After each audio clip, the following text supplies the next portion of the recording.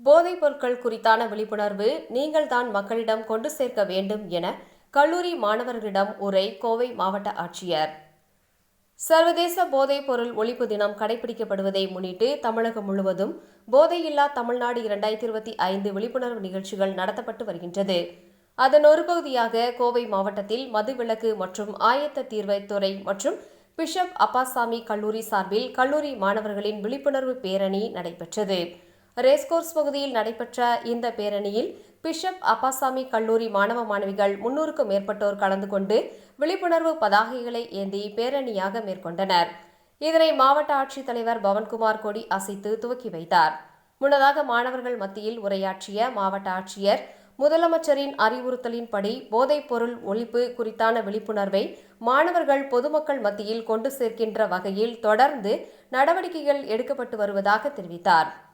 கல்லூரி வளாகங்களில் தடை செய்யப்பட்ட போதை மற்றும் குட்கா பொருட்கள் இருக்கக்கூடாது எனவும் தெரிவித்தார்.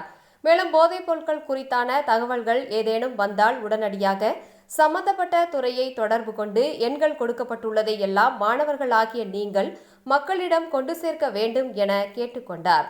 இந்த பேரணியின் நிகழ்ச்சியில் பிஷப் அப்பாசாமி கல்லூரியின் செயலாளர் டேவிட் பர்னாபாஸ் மற்றும் கல்லூரியின் முதல்வர் ஜமீமா வின்சன் மற்றும் மதுவிலக்கு அதிகாரிகள் பலர் கலந்து கொண்டனர்.